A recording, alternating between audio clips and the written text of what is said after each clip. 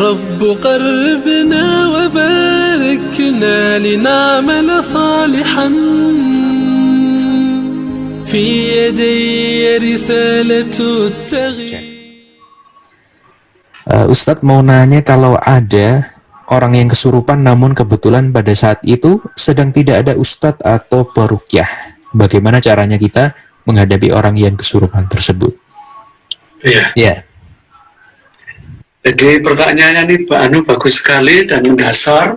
Jadi fakta di lapangan seperti itu. Ini sebenarnya ilmu seperti ini adalah bagian dari ajaran Islam. Maka seharusnya kita umat Islam siapapun dia, baik itu dari akhwat atau ikhwan, seharusnya bisa. Ya, makanya kita berusaha untuk mencari ilmu. Jadi gini. Jadi pada waktu ada orang kesurupan, kena gangguan, itu pahami temanya dulu. Ya, jadi kita bukan Al-Quran itu tidak agung, Al-Quran itu agung sekali.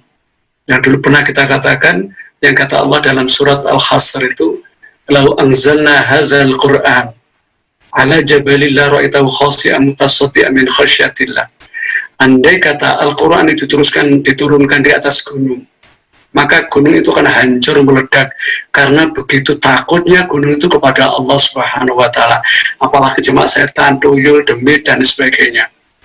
Tapi kapan Al-Quran itu dibaca dan tidak? Jadi pada waktu kita ada saudara kita, teman kita di sekolah atau dimanapun saja, itu seperti kesurupan dan sebagainya, pahami temanya dulu.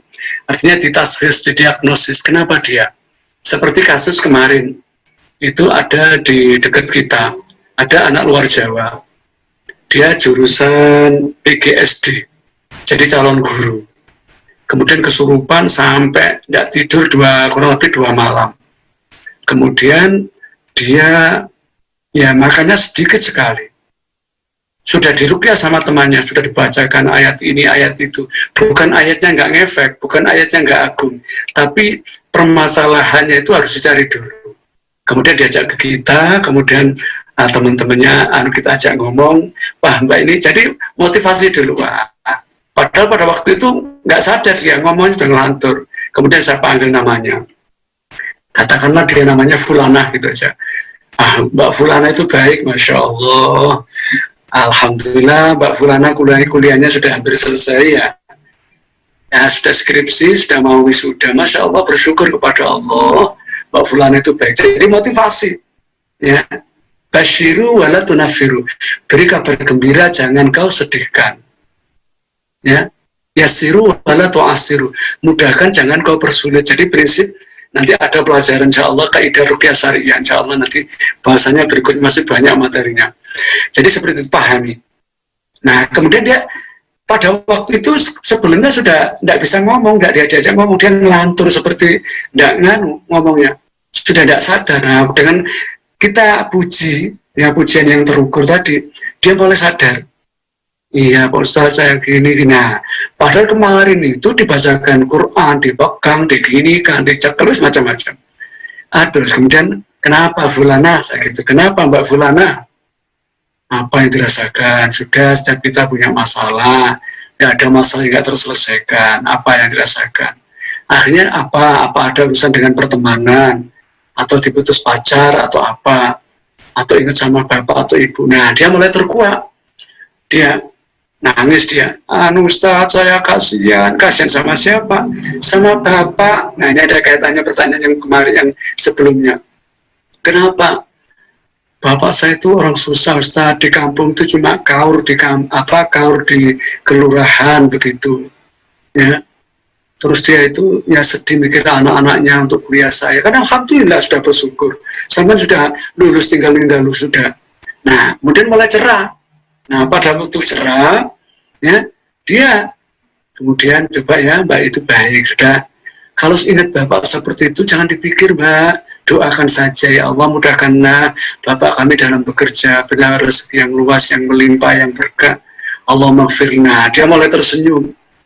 Nah setelah itu udah Mbak ini baik, sudah bikin Bapak nanti bahagia. Kalau sama seperti ini senang nggak Bapak sama Ibu? Susah kan? Nah setelah itu sudah dia nyaman. Nah pada waktu nyaman itu bukan berarti jinnya sudah keluar, tapi paling tidak dia sudah bisa tersenyum, bisa diajak ngomong. Kemudian coba Mbak apa yang dirasakan sekarang? wah Pak Ustadz ini dada saya sakit, terus perut sakit, nah kayak kan sama kan banyak mikir, terus nggak bisa tidur, nah itu kemudian baru kita ruqyah, kita bacakan ayat-ayat yang pendek-pendek, kemudian afasibitum annama, sudah langsung alhamdulillah nyaman. Jadi pahami masalahnya dulu, ya pahami. Bahkan orang tertentu kalau surupan, panggil namanya dengan dipuji. Masya Allah, Mbak Fulana itu baik ya, kamu itu baik, sayang, sudah ya, maafkan ibu, maafkan. Nah, temanya apa? Kalau dia jengkelnya sama ibu, sama bapak, sudah, mbaknya itu baik ya, maafkanlah. Sebenarnya ibu itu tidak seperti itu maksudnya. Dia ya sayang. Nah, bahasanya gitu. Pada waktu belum diruqyah, disentuh psikologinya, dia itu sudah sadar. Nah, pada waktu sadar, dia sakitnya apa pada waktu itu? Pada waktu, telinga kok panas, istighfar ya, coba minta ke Allah yang di telinga panas supaya dikeluarkan sama Allah. Nah, enak.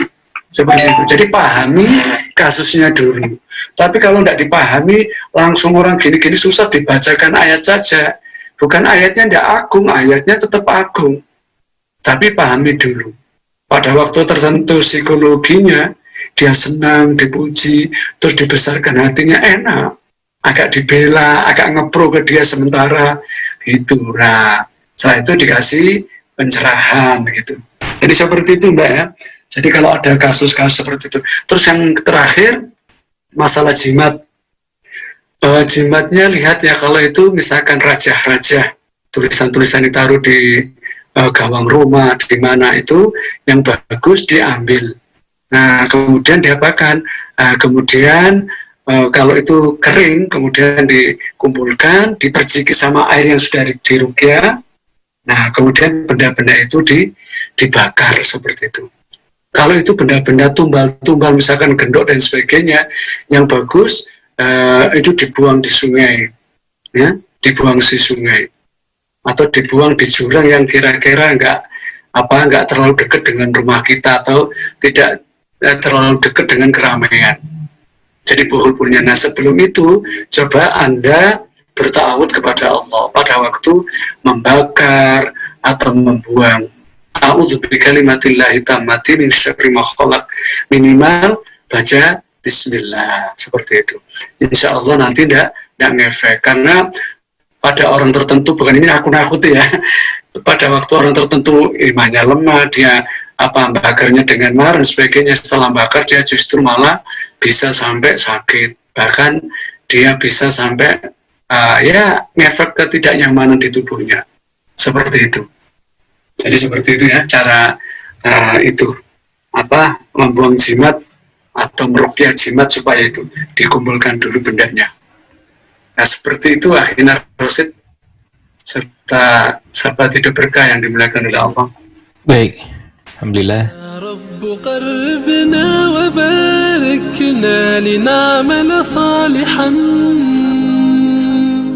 في يدي رسالة التغيير